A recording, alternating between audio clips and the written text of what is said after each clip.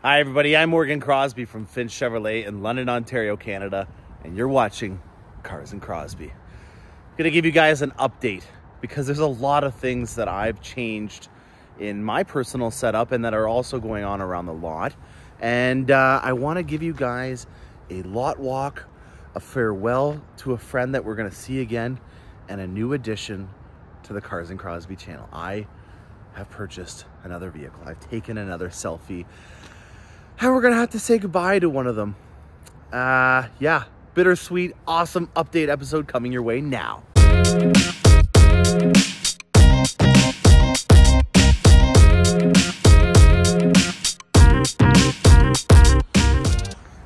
All right, lot walk. You're not seeing doubles. Somebody ordered the exact same spec Escalade V as me. And it's not a Cadillac V. At least I don't think it's a Cadillac V. But I guess, what do they say? Copying is the best form of flattery or whatever. I'm probably hacking the phrase or whatever, but someone did it. Hopefully they don't cross paths with me too many times. But their deduction was as well, I didn't want to do black because it didn't showcase any of the features. I didn't want to do white because it was an aggressive off-roading vehicle, or not off-roading, performance spec vehicle. And all the other colors just didn't make sense. I really liked it. So I can't argue with that because I obviously chose that color as well. But we had an Escalade V-Land. It's covered in frost right now, as you can see. But this will be getting on the channel. I have my Cadillac V over there. That's actually going to be getting a set of Michelin tires put on it. What else do we have as a fun update? Well, the lot is starting to finally thin out. We have a 1LT in Rapid Blue that just arrived. So we're going to be getting that through. The frost covering it is kind of a sad foreshadowing of what's going on. These types of wheels are still on constraint right now, actually. This is something that I wanted to have a chat with you guys about. These forged wheels are just an amazing value. As you can see from this frosty window sticker here. Where is the price of them? Just so that you guys can see. They're $12.95 for these sets of wheels, Canadian. That is an unbelievable value, and they're out of stock right now. I wouldn't be surprised if when they come back in stock that they're more money because of how cost effective they were. And I have a favor to ask. As an update, I got 4 Corvettes last week, and 3 of these Corvettes wanted the forged wheels, and I couldn't get them. They weren't available, so they had to go with the base set. I'm wondering if somebody in the area that does, when they do become available, have the ability to get the forged wheels options and they don't want them for their Corvette. Maybe they just do want the base set, or maybe they're going to get a set of Bostons.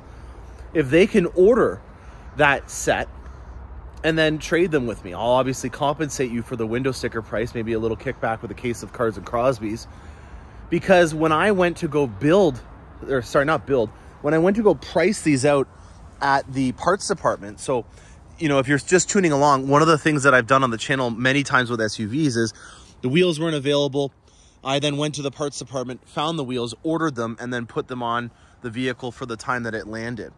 And it was really convenient when it came to Corvettes because likely this is going to go right into storage. And so I have months to be able to provide them before the next driving season. They're $1,200 a piece if you order them from the parts department. So there already you can see the discrepancy in terms of how cost effective and cheap they are. $12.95 Canadian from the factory. But when I go to the parts department, it's $1,200, $1,250 for just one. So they're 4 times more money if I order them separately from the parts department.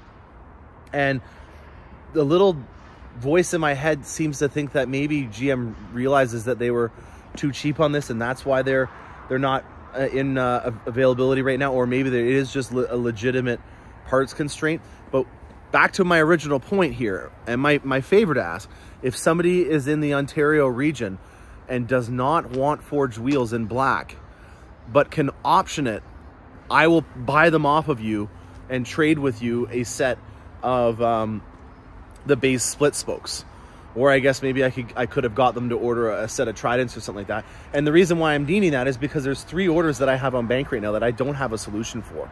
and I need to find one. I will do it. I will find something, whether it be that we get the Bosons or we go on and find some forged dust. I'm not panicking yet because thankfully it is mid-November and they probably won't need them until mid-April. So we've got plenty of time to work a solution out on that. So that is a wheel update. I've had 4 Corvettes that I got last week. We'll hopefully know if we got any more Corvettes. Right now the plant is doing relatively good, except for the magnetic ride control constraint that is costing some of my clients to have to defer. They wanted to get a non-Z51 with the mag ride, which is an FE2 suspension, and they deferred because they wanted to get it. And thankfully that just means that they're going to get their Corvette in the latter part of the winter instead of it being in the middle of the winter. I really don't like to try to force people's hands, and in this kind of situation where there was a constraint and you couldn't get your Corvette built the way you wanted it to, especially because we already built it in advance and I knew that, I'm not going to force you to take this Corvette in the middle of the winter.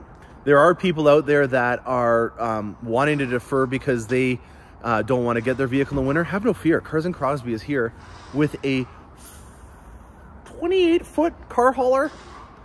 It's not HMS Cars and Crosbie.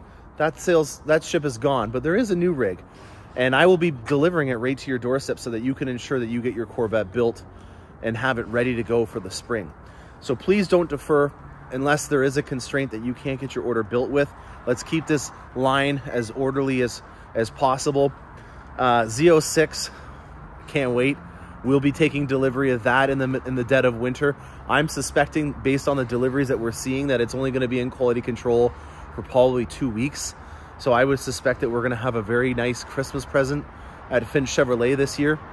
And yeah, lots of more updates to come on the lot. I just wanted to give you a brief update on what's going on. And on to the new project. Here we go, guys. All right. Let's go from right to left.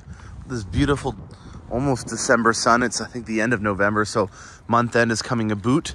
And as that happens, obviously, I will become more and more extended with deliveries and stuff like that. So I'm trying to get all my personal affairs settled right now before I can do that. And it has some updates to do with the Tahoe SS. I ordered the Tahoe SS because I wanted to try to get something that was in a full size that was more sporty. The Escalade V definitely took the cake for that. And having 2 of the same frames in the family doesn't make a lot of sense. So I'm sad to say it, but the Tahoe SS is going to be going to a new home. And I'm very jealous of the Tahoe SS's new home because it's going somewhere way down south where it won't ever have to deal with this frosty white stuff ever again. I do have winter tires on here because the 24-inch Vossens that I put on it, it's actually a long story. So the original tires that came from the Tahoe, I actually put them on my Escalade when I was getting rid of them because I originally sold the tires from the Escalade, and I obviously can't sell a vehicle with winter tires on it. So those are gone.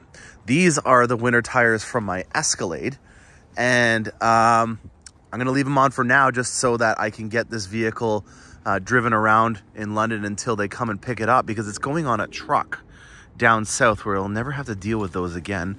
And the new client wanted to get the Vossens. So we'll do a farewell episode, but this is a goodbye for the Tahoe because the Escalade V, or the Cadillac V as I call it, has taken its place, and I absolutely love it.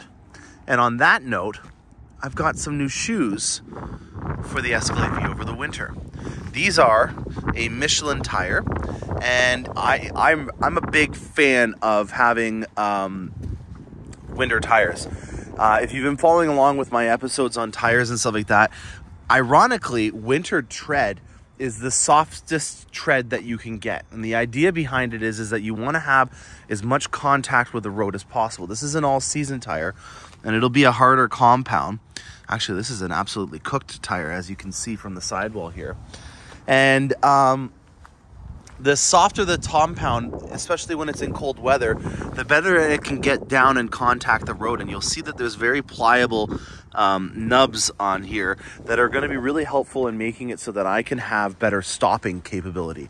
And with this thing weighing 2 metric tons and also having 682 horsepower, you need to make sure that you have as much contact with the road as possible at all times, and safety first, folks. So I have gone with Michelin because that's been who I've been a fan of with tires for a very long time, and they do it right. So I don't want to make any sacrifices when I'm dealing with a price point like this. And the X-Ice Michelin tires that come on here are without a doubt my #1 recommendation, and we'll be doing some updates on that once it gets a little bit more snowy out. So the Cadillac V is staying. The Tahoe SS is going down south. It's going into its retirement down in the southern part of North America. And, well, that leaves us to an introduction. Ladies and gentlemen, allow me to introduce you to a AT4X. I'm getting back into the truck world. I don't understand why this was available, but we only have one AT4X that we got for 2023 model year as of right now, and we got 0 for the tail end of the 22 when it came out. This is the most luxurious off-roading truck that you can get on the market right now, and it's dynamic. That is the biggest component about this that I like, and that is the same with my Escalade, and that is the same with the Corvette. We do really good job at making something not be a one-trick pony, especially if you're going to be going into the top price point of a vehicle with us.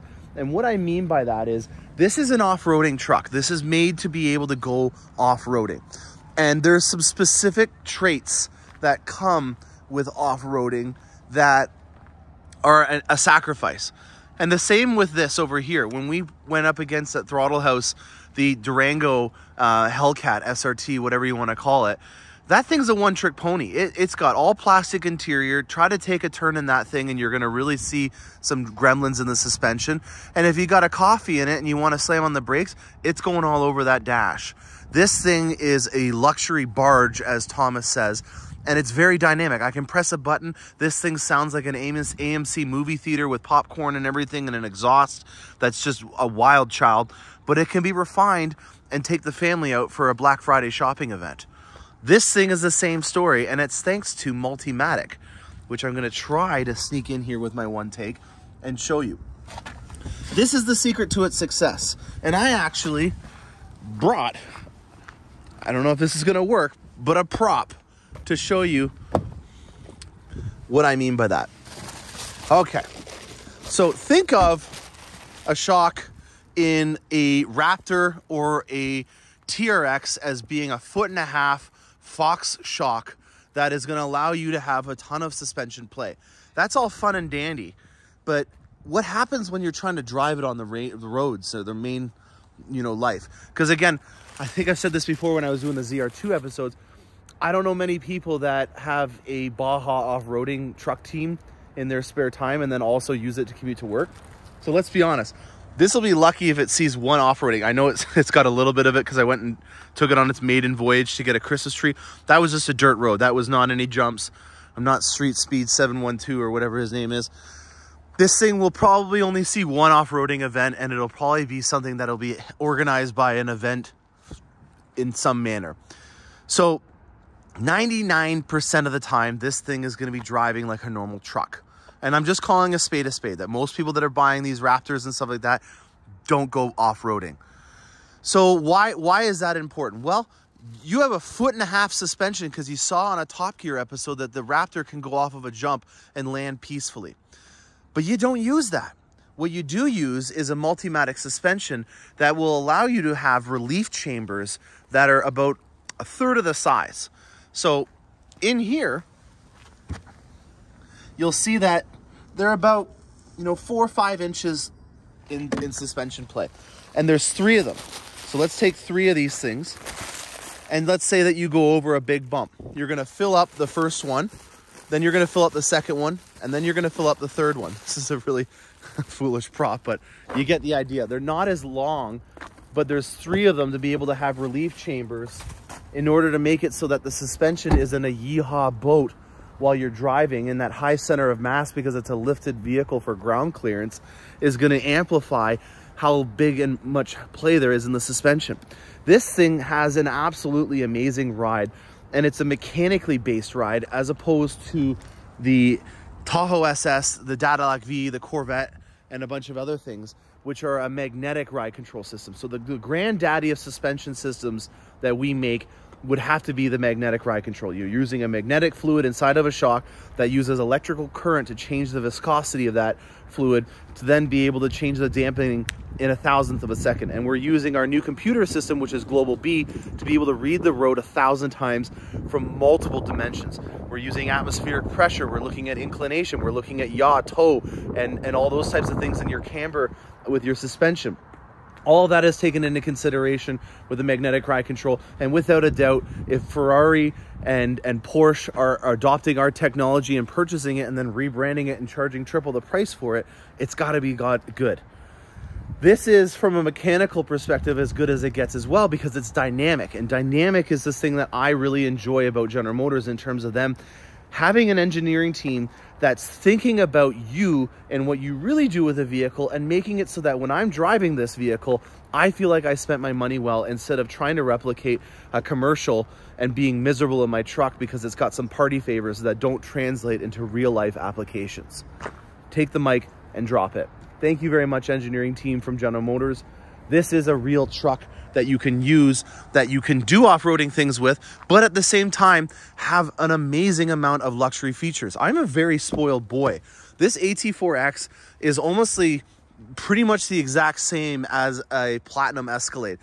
And the real cool thing about it is that the design team from General Motors, and GMC in particular, are different than other design teams. So I still see some cues that make this a very GMC related truck. I absolutely love this loose stitching that you see. I like the red accents that are in it. I like the piping that they do on these seats and the stitching that comes with it. These are massaging seats. So, you know, again, this is a truck that I'm supposed to be able to lock a diff with, yeehaw around, but also get a massage in.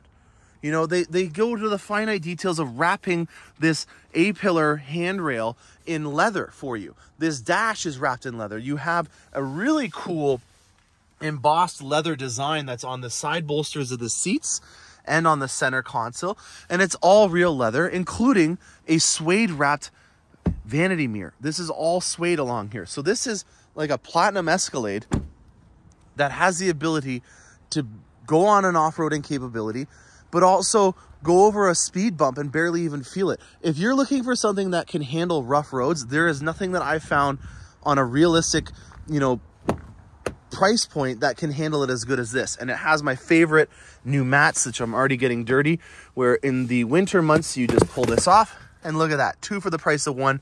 I don't have to spend $500 on 2 sets of mats, storing them in the garage, having my wife get mad about all the stuff that I'm storing in there, which is already starting to get busy because I don't have a Corvette in there anymore. She called it out. She's like, you're gonna fill this up with car parts and everything in a matter of months, and I've got to eat my words. So that's another little side rant for you. But this is now part of the Cars and Crosby family. And I'm really excited because trucks are our forte. You know, we can come out with a really crazy statement. We can put a Hellcat engine in here, but we don't really need it. That's not really necessary. We're focusing on the lifestyle component and making it more well-rounded. And so, you know, from a 707 horsepower perspective, you're not going to get that. What you are going to get is the Escalade V8 engine, which is the 6.2 liter pushrod. L87 is the GM code for it, with 420 horsepower and 460 foot-pound torque. I am feeling a little down and out that it is such an aggressive, you know, vehicle, and that the competitors do have 700 horsepower both. So I am teaming up with Borla, and they're a registered accessory with General Motors, meaning that I can buy it from the parts department and it will still be under warranty, which is a big thing for me. I always want to make sure that I'm promoting on this channel things that are kosher, so that if you go into the dealership after watching my video in a different state or a different country, you're not going to be like, dang nabbit, Cars and Crosby, you got me. This isn't covered. More importantly, if you're buying it from me, I don't want you to come to my service department and have that issue. So anything that you see that I do to this vehicle is going to be something that will have the stamp of approval from General Motors. And Borla has an exhaust system. The exhaust on this is quite different because it doesn't have an integrated exhaust into the bumper. What it has are just a downpipe that's exposed for off-roading purposes, which we've already gone into detail about what that means for me. But if you're buying one of these things, we got to make sure that it can do everything that it can do. Now, there's also an intake system that was available on previous model years. It has not come on to the 23s yet, so I am doing some research to try to see if I can take the cold air intake system from Chevy Performance and GMC Performance and put it on a 23 model year. I don't see there being an issue with that because this is pretty much the exact same powertrain as what is in a Denali in terms of the transmission and engine, which has been about for quite some time, and also on the AT4. So yeah, and then one other disclaimer, you cannot get the diesel on an AT4X because of the ground clearance from all the intercoolers. It wasn't available. So there's so many intercoolers that are on these things that the skid plates and the front rake that they have to have at a very aggressive angle could not comply with it, and you can't get this in a diesel. So that is all for now on this. We've got some cool things on the channel to go over. We're gonna do a lot walk, and we're saying goodbye to the Yenko Camaro for now. Hope you guys enjoy this. It's gonna be a fun episode. All right, we've got a goodbye, but not a final goodbye. We're sending it off to get finished up. You know, it's had its high school experience. It's going away to college. It's gonna come back a fully developed Yenko. I'm excited for that. I don't know if that metaphor really made that much sense, but we're gonna go with it. We've got a lot of cool people here to send it off too. We've got Rapid Blue, which is now on the C6 generation Camaro, 6th generation Camaro. And then we have a new addition to the family over here. This is an Elkhart Lake Blue with Sky Cool Gray, which is one of my favorite combinations in a new style. I also have a used one that I just brought in, and it's in the showroom inside, which we'll show you in a little bit. But the reason why I want to showcase this, other than the fact that it's an awesome 1LE, is that we've done a bunch of fun accessories. Because if you're going to do a Yenko, you got to do it right. And you got to get all the fun toys and bells and whistles to go with it. So we just freshly detailed it before it goes on the car hauler. And as you can see, we've done red hot for the exterior paint. And we've matched the calipers with the 1LE logos on them. These are the 6-piston Brembos. And then we have the Eagle F1 tires on here. The other thing that we did is we put cargo accessories in it, black bow ties, black SS badging, a car cover. You got your beautiful Camaro cargo liners in the back here, and then all the spare parts. Now, where are all these spare parts from? In the inside, you'll see that we've been doing some work. We put in here the ambient lighting package in here, including the footwells, which is done in obviously red. We've got the red seatbelt, which was done from the factory. We've got an embossed Camaro logo here. Yenko is going to be doing some work on the headrest up there. I've got a carbon fiber shifter now on here. What else did we do to this thing? We got the knee pads done in red as well, so we changed those around. We've got illuminated sill plates on the Camaro now, which is also an upgrade that we did. We pretty much tried to turn this into the greatest Yenko of all time, making sure that we're keeping with that theme of black on red. So I'm really excited to see how this thing turns out. Oh, let's look underneath the hood, because this is going to be your last look as what the LT1 powertrain from the Camaro was all about. Now, a little bit of an engineering rant, because I'm really proud of this. The Camaro in the 6th generation with the 2-liter 4-cylinder engine weighs less than a Chevy Cruze. Let that sink in. And the reason why is because of the amount of materials that we use on our vehicles that are a lot more advanced than they used to be. And you get a really good look at them right here. This is ultra high strength steel. And one of the best benefits of what we do on the Camaro lineup over the other pony cars is we utilize a lot of very high-end materials in order to get weight savings in certain areas, but also structural rigidity for the ability to have an amazing suspension. So I think it's pretty much synonymous that everyone knows, or it's unanimous, sorry, that everyone knows that the Camaro is a really, really good track vehicle. And in order to be a good track vehicle, you have to have an extremely stiff suspension so that you can tune, sorry, you have to have an extremely stiff frame so that you can tune your suspension accordingly and not have to compensate for a weak frame. Ultra high strength steel will do that, but also we need to make sure that it's light. And so we use things like magnesium in the strut towers to be able to save weight. This is the Corvette powertrain from the C7 generation. And that's the last time that you're gonna see it looking like that, because it is gonna get a blower on top of it, and it is gonna be a wild child, getting almost double the horsepower, actually way more than double the horsepower than what it used to have. Just really broke a cardinal sin here in touching this satin wrapped hood here. I'm gonna have to clean that up before the customer sees it, because as you can see, my greasy thumbprints are on there, and that's not acceptable. So we're gonna get this wiped down, make sure it's looking perfect, and then in a couple of months, you're gonna see a Yenko on the channel. Hope you guys enjoyed. All right, we had fun. Right now, there is no allotment for this week, so if you're watching this, it's American Thanksgiving. Happy Turkey Day to you Yanks. But we don't have any production because of that. So you can rest assured, I guess, in a weird way, that you're not going to have your vehicle built, or that you're not going to have to make a decision or something like that, because that seems to be the theme of the channel with constraints and stuff like that. But also think of it from this perspective. They have now 2 weeks to hopefully be able to gain some extra parts, because this whole week is off. So I hope you guys enjoyed this episode. Stay tuned for more awesome content on this channel. I'm Crosbie, and happy motoring.